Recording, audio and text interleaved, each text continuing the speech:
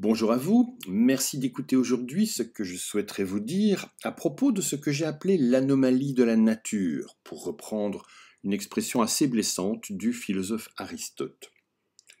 Ce que je vais vous raconter à ce sujet s'inscrit dans un projet un petit peu plus vaste que j'ai intitulé l'archipel du mariage.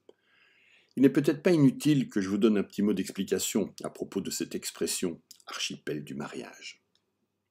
En fait, j'ai décidé d'envisager le mariage comme une sorte d'archipel composé de plusieurs îles, mais qui sont toutes à visiter, toutes à découvrir. Avant d'aborder l'île principale, que j'appelle mariage, il me semble intéressant de commencer par explorer quelque peu les autres îles périphériques, qui ont pour nom célibat, virginité, divorce, tabou de l'inceste, adultère, fidélité. Parmi ces îles périphériques, il en est une par laquelle il me semble qu'il faut absolument commencer, c'est celle qui s'appelle femme. En effet, nous nous destinons à étudier un petit peu la notion de mariage, et cette notion de mariage est dans toutes les sociétés étroitement liée à la conception que l'on se fait de la femme et de ses fonctions dans le couple et dans la société. Je vais donc vous parler ici du statut de la femme et de la manière dont celle-ci est considérée dans l'immense majorité des sociétés. Ce que je vais vous raconter, c'est ce qu'on peut observer dans la plupart des sociétés du monde. Il y a évidemment toujours l'une ou l'autre exception, et j'en citerai de temps en temps, mais retenez bien qu'il s'agit vraiment d'exceptions qui ne remettent jamais en cause la règle générale. Je vais donc généraliser, au risque d'être parfois à la limite du caricatural. Néanmoins, même si le tableau que je vais brosser devant vous semble bien amer et empreint d'une misogynie épouvantable, ce tableau est pourtant malheureusement conforme à la réalité. Une première chose qui saute aux yeux quand on s'intéresse au statut de la femme et, de façon générale, au rapport homme-femme dans les différentes sociétés, c'est que la distinction entre le masculin et le féminin est souvent très marquée. Les qualités sont globalement liées au masculin. L'homme, il est fort, il est rationnel, il est courageux, il est volontaire, il est actif. Ce sont systématiquement des termes positifs. Les défauts sont globalement liés au féminin. La femme, elle est fragile, elle est faible, elle est irrationnelle, elle est frivole, elle est passive. Ce sont des termes négatifs. De manière générale, l'homme, il est positif, la femme, elle est négative. L'homme, c'est le sexe fort qui doit dominer, qui doit contrôler la femme, qui constitue le sexe faible. L'homme est supérieur, la femme est inférieure. Cette suprématie masculine s'observe à peu près partout. C'est ce que l'on nomme la valence différentielle des sexes. Les deux sexes ne sont pas d'égale valeur, l'un vaut plus que l'autre, le masculin vaut plus que le féminin.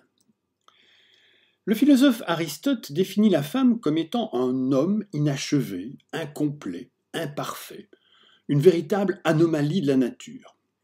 La femme est un être inférieur à qui on ne doit pas laisser trop de liberté, car elle n'en ferait pas bon usage. Évidemment, on pourrait dire il y a prescription. Aristote écrit au IVe siècle avant Jésus-Christ, les choses ont changé. Mais en fait, non.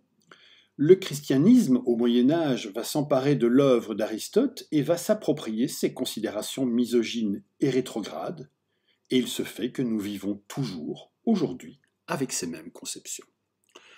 Le christianisme va faire d'Ève la tentatrice, celle par qui tous les malheurs arrivent. La première femme a désobéi, entraînant Adam et tous ses descendants dans la chute. Par la faute d'Ève, le péché est entré dans le monde. Posons-nous à présent la question, mais ça sert à quoi une femme? Quand on se place du point de vue de l'homme, la réponse est facile. La femme, elle a essentiellement deux fonctions. Lui donner du plaisir et lui donner des enfants, essentiellement des mâles. Bref, le corps de la femme appartient véritablement à l'homme. Ce n'est pas un hasard si de nombreuses sociétés et religions condamnent la contraception et l'avortement, qui sont des réappropriations de son corps par la femme. La liberté pour la femme de disposer de son corps ruine le pouvoir des hommes sur elle et c'est considéré comme inacceptable. Une des fonctions de la femme, c'est donc de donner du plaisir à l'homme, c'est donc de satisfaire sexuellement son mari. Mais par la même occasion, la femme peut-elle en profiter pour prendre du plaisir pendant l'acte sexuel? La jouissance de la femme n'est-elle pas problématique? Le plaisir féminin est-il acceptable? La réponse à cette question n'est pas si simple. Et selon les sociétés, selon les hommes aussi, la femme va devoir jongler entre deux positions extrêmement inconfortables. D'une part, si elle n'a pas de plaisir pendant l'acte sexuel, ou en tout cas si elle ne le montre pas, son mari peut en être vexé. Et la femme peut alors devoir supporter la mauvaise humeur de l'homme, voire pire, homme qui se sent blessé dans son orgueil de mâle. Mais d'autre part, si elle a du plaisir pendant l'acte, ou si elle le montre de manière trop claire ou trop évidente, son mari peut craindre alors que sa femme soit trop portée sur le sexe, ce qui constituerait alors une menace à sa fidélité, et la femme peut là aussi devoir supporter la mauvaise humeur de son mari, voire généralement pire. Bref, selon les situations, selon les cultures, selon les maris aussi, la femme peut exprimer sa jouissance pendant l'acte sexuel ou elle ne le peut pas. Elle doit exprimer sa jouissance ou elle ne le doit pas. Voilà donc une position extrêmement inconfortable pour la femme. Et si la femme n'atteint pas le plaisir pendant l'acte sexuel, pendant qu'elle fait l'amour avec son mari, peut-elle alors rechercher ce plaisir par elle-même? A-t-elle le droit de se masturber? Comment doit-on juger la masturbation féminine? Parfois, on a considéré que le plaisir féminin était bénéfique. On a considéré qu'une femme doit connaître le plaisir. Au XVIIe siècle, par exemple, on encourage la masturbation féminine car on pense que l'orgasme permet à la femme de tomber enceinte plus facilement. Au XIXe siècle, on pense que la jouissance chez la femme lui permet de rester simplement en bonne santé. Et donc à cette époque, il n'était pas rare qu'une femme se rende chez son médecin de famille pour recevoir, de sa main, un orgasme médicalement assisté. Ça fait évidemment sourire aujourd'hui, mais on pensait alors que le médecin étant un professionnel, ses massages, ses caresses n'avaient évidemment rien de sexuel. C'était juste un traitement en tout bien tout honneur. Et les prescriptions que les médecins faisaient pour leurs patientes comprenaient la pratique du cheval et du vélo, deux activités favorisant la friction des membres inférieurs. Cela dit, si on considère parfois, rarement, que la masturbation féminine est un bien, le plus souvent, elle est extrêmement mal considérée. La femme qui se caresse, c'est une femme exagérément portée sur le sexe. C'est une nymphomane, c'est une femme qui ne se satisfera pas de son mari. C'est une femme qui ira rechercher avec d'autres hommes des motifs de satisfaction sexuelle.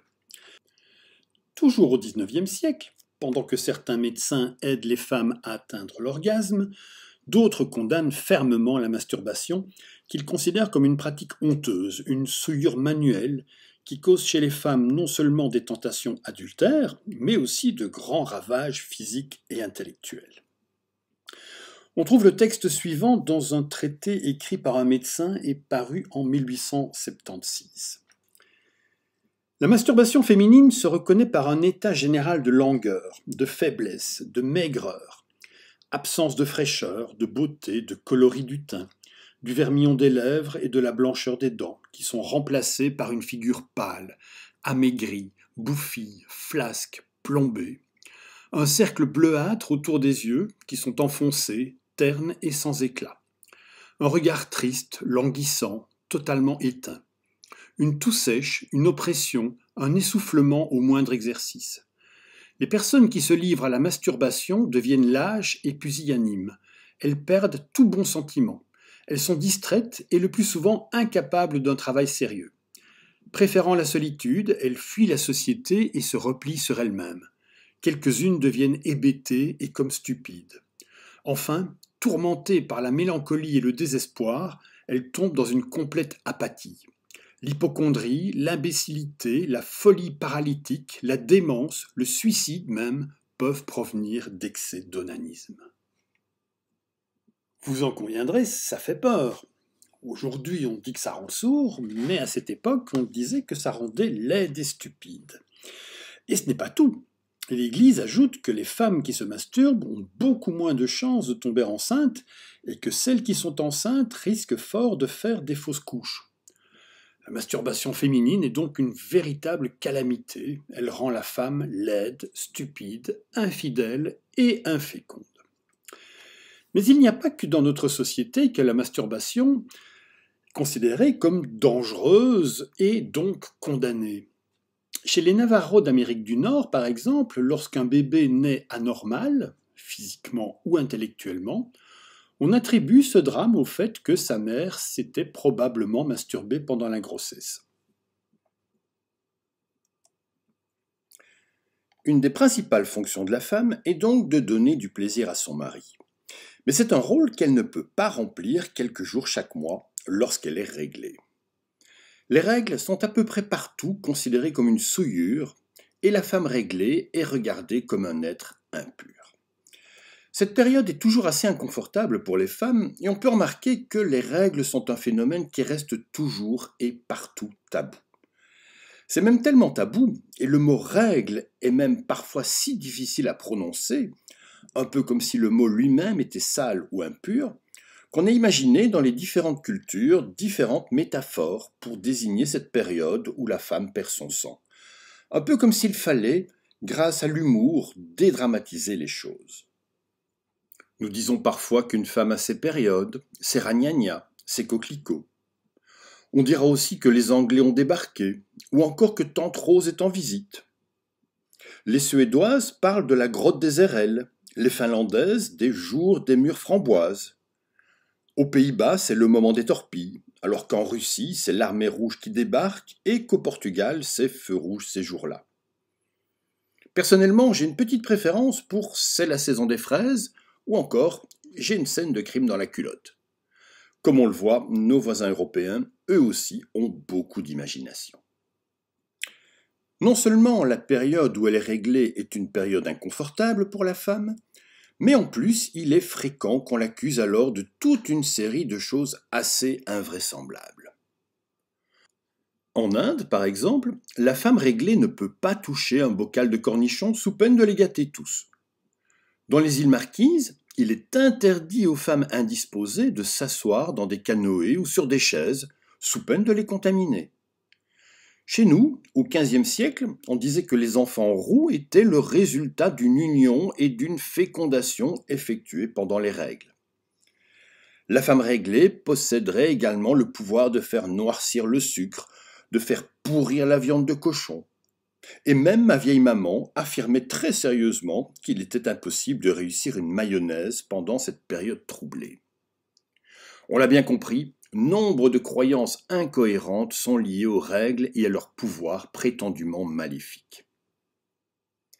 Si la deuxième grande fonction de la femme est de donner des enfants à son mari, cette aptitude n'est pas éternelle puisqu'elle cesse au moment de la ménopause.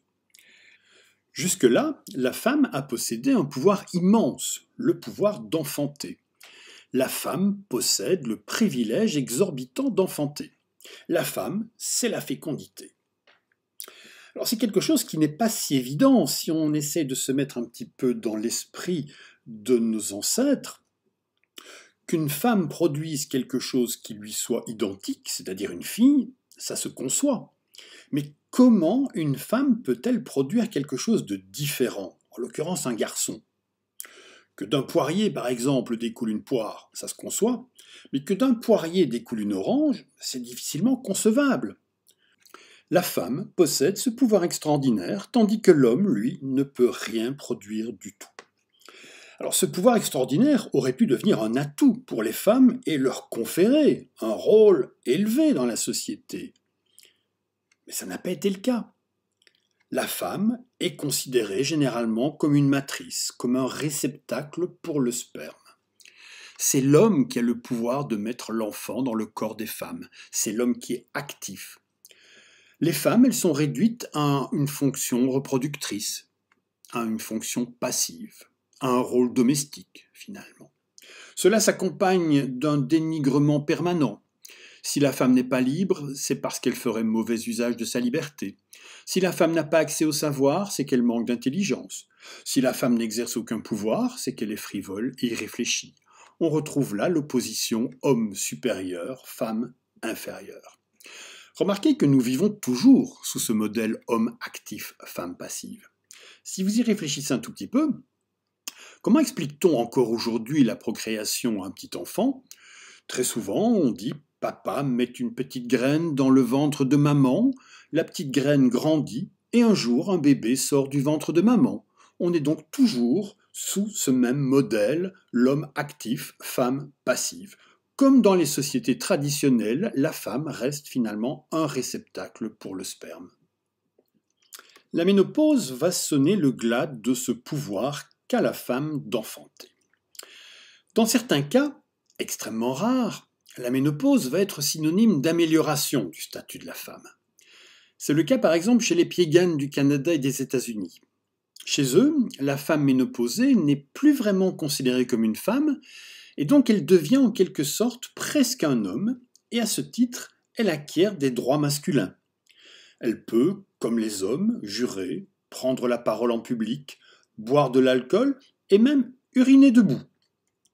Il s'agit là d'une exception rarissime. Le plus souvent, une femme ménopausée est une femme qui n'est plus capable de remplir un de ses rôles essentiels. C'est donc une femme qui devient inutile et qui peut être rejetée. On lui attribue souvent des pratiques de sorcellerie, on s'en méfie. La ménopause, c'est vraiment la fin de la vie de la femme reconnue comme telle. Son mari peut la répudier, la rejeter, divorcer, et choisir une nouvelle épouse, évidemment plus jeune. Si la femme ménopausée est une femme qui devient inutile, la femme stérile est une femme qui est inutile. Une chose assez remarquable, mais également consternante concernant la stérilité, c'est le fait qu'elle est toujours imputée à la femme. Lorsqu'un couple a des relations sexuelles et qu'après un certain temps aucune grossesse ne se déclare, la responsabilité incombera systématiquement à la femme. Presque par définition, un homme ne peut pas être considéré comme stérile, ce serait une atteinte à sa virilité. L'homme, c'est la puissance, c'est l'énergie, c'est la vigueur, c'est la sève. Donc si quelque chose ne fonctionne pas, c'est nécessairement la faute de la femme. C'est chez elle que quelque chose ne va pas. C'est donc la femme qui est stérile. Et si elle est stérile, on pensera souvent que c'est là la conséquence de transgressions qu'elle aurait pu commettre. On dira que cette stérilité est le résultat de mauvaises pensées qu'elle aurait eues. Ou on dira que cette femme qui ne peut pas avoir d'enfant s'est peut-être probablement masturbée, qu'elle a ainsi déréglé son corps, et que la stérilité est à la fois une conséquence de ses actes contre nature et une punition pour ceux-ci. Et généralement, on réserve un sort assez peu enviable aux femmes stériles. On se moque d'elles, on les méprise, on les blâme, on leur reproche leur déficience et leur inutilité. En effet, elles ne sont pas capables de donner un enfant à leur époux, elles ne sont pas capables de contribuer à la perpétuation de la famille et de la société. Dans beaucoup de sociétés, la femme stérile, c'est une femme qu'on a le droit de répudier, une femme dont on est en droit de se séparer, une femme qu'on peut remplacer. Et cette femme stérile, inutile, doit alors finir sa vie seule et abandonnée de tous. Parfois même, elle sera punie au-delà de la mort. Chez les Samaudes du Burkina Faso, par exemple, la femme stérile meurt seule et elle doit être enterrée dans le cimetière des enfants, c'est-à-dire avec ceux qui n'ont pas pu contribuer à l'accroissement de la société. Mais avant de l'enterrer, un peu comme pour lui reprocher une dernière fois son inutilité, un peu comme pour lui reprocher une dernière fois de ne pas avoir souffert pendant un accouchement, on va lui enfoncer un pieu pointu dans le dos pour lui briser les reins et faire connaître à son corps de façon posthume les douleurs qu'il aurait dû ressentir pendant un accouchement. La femme stérile, c'est une femme qui passe à côté de sa vie de femme. Elle ne remplit pas sa fonction de femme, elle n'est pas vraiment une femme. C'est ce qu'on peut observer chez les Nouers du Soudan, chez qui on considère que la femme stérile n'est pas une femme, mais plutôt un homme. Et afin qu'elle garde une certaine utilité sociale, on va l'obliger à épouser une jeune femme, mais avec laquelle elle ne pourra jamais avoir de relations sexuelles. C'est un mariage exclusivement social. La jeune femme pourra alors avoir des relations avec un homme dans le seul but de tomber enceinte. Et lorsque l'enfant naîtra, la femme stérile sera désignée comme étant le père officiel de l'enfant. Je devrais encore ajouter que dans de très nombreuses sociétés, une femme non stérile, mais qui malheureusement ne donne que des filles, peut elle aussi être répudiée, remplacée. Car ce qui compte le plus souvent, c'est de donner un fils, un héritier, un successeur. C'est ainsi qu'en Inde et ailleurs, aujourd'hui encore, on tue des petites filles, tout simplement parce qu'elles sont nées avec le mauvais sexe, tout simplement parce qu'on souhaite avoir un garçon et non une fille. Et on retrouve à nouveau ici la valence différentielle des sexes, le principe selon lequel le garçon est supérieur à la fille, l'homme est supérieur à la femme. Comme on le voit, le statut des femmes est assez peu enviable. Le philosophe Thalès de Milet disait qu'il remerciait les dieux de l'avoir fait naître homme et non femme, et on peut le comprendre. Il est en effet bien inconfortable d'être une femme dans notre monde. Partout, la femme subit du dénigrement, partout elle est brimée, méprisée, rabaissée. Partout, elle subit des violences. Et parmi ces violences, il en est une qui est particulièrement lâche, c'est le viol.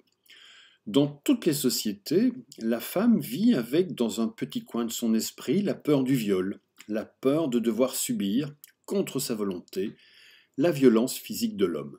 On peut véritablement parler de terrorisme sexuel. Les violences sexuelles ont ceci de particulièrement lâche qu'elles sont toujours commises par des hommes qui profitent de leur force physique ou qui menacent la femme pour obtenir ce qu'ils veulent. Il peut s'agir de menaces physiques, mais aussi psychologiques. Et bien sûr, comme toujours, comme on vient de le voir notamment avec la stérilité, c'est évidemment toujours la femme la grande responsable. Si une femme a été violée, c'est qu'elle l'a cherché, c'est qu'elle l'a voulu. Loin d'être victime, elle est responsable.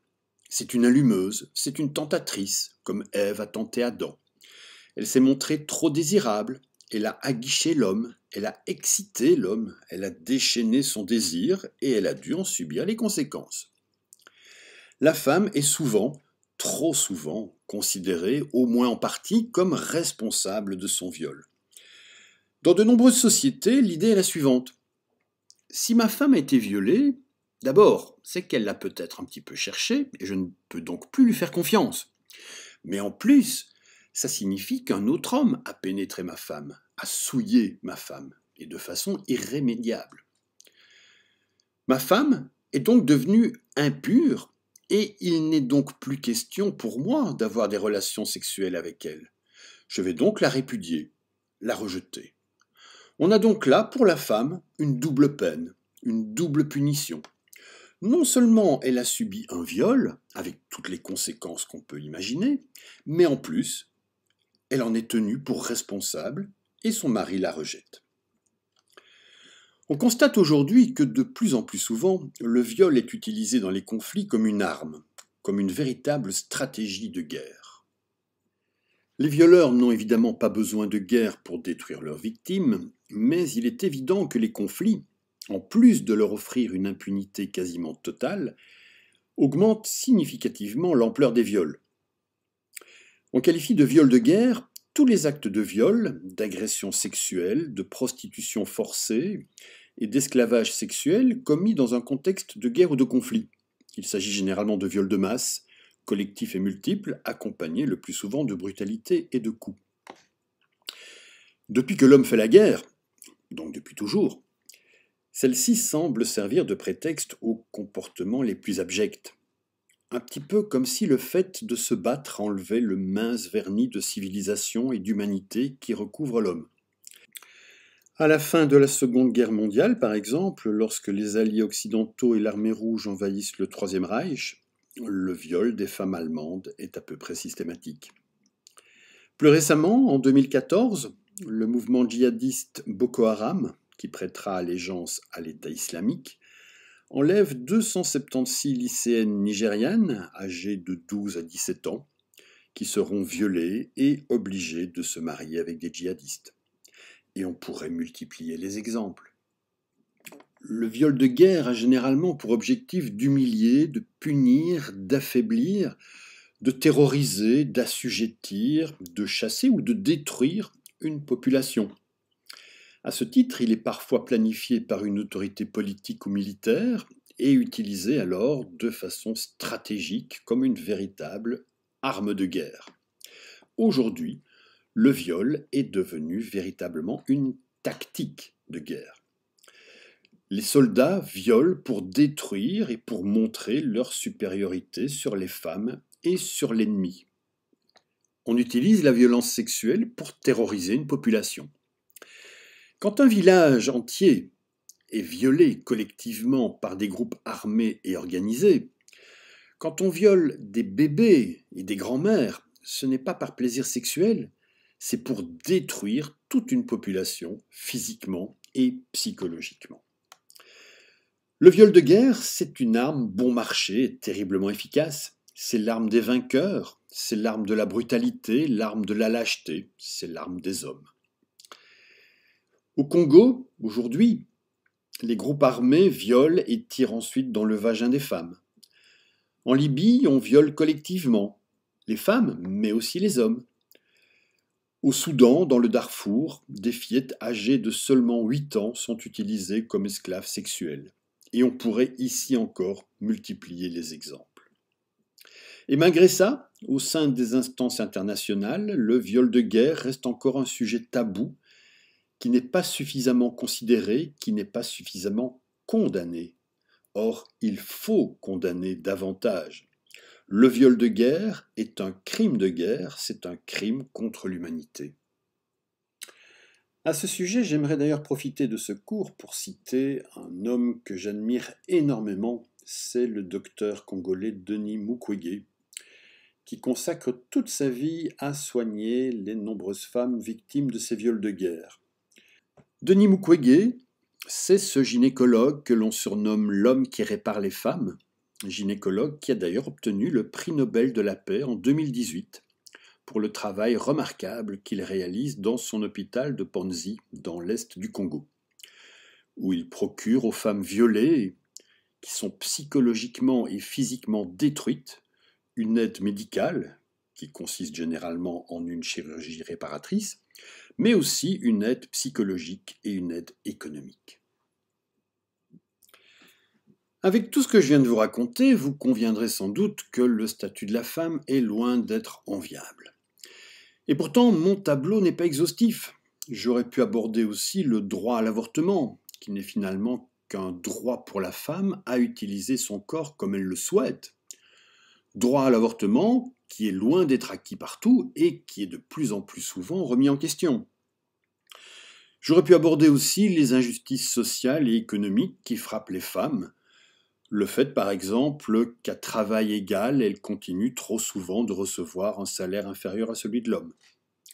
À l'évidence, la valence différentielle des sexes existe toujours, partout dans le monde. Et c'est à vous les filles, c'est à vous les femmes de vous battre pour que les choses changent. N'espérez pas trop des hommes, ne comptez pas trop sur leur appui dans votre combat pour l'égalité, car finalement, eux, ils se satisfont très bien de la situation actuelle. Alors battez-vous, les filles. Je vous remercie d'avoir écouté ce podcast, et je vous invite, si vous en avez le temps, la curiosité ou l'envie, à prolonger quelque peu votre réflexion, ou tout simplement vous distraire un tout petit peu, en cliquant sur les quelques liens que je propose ici.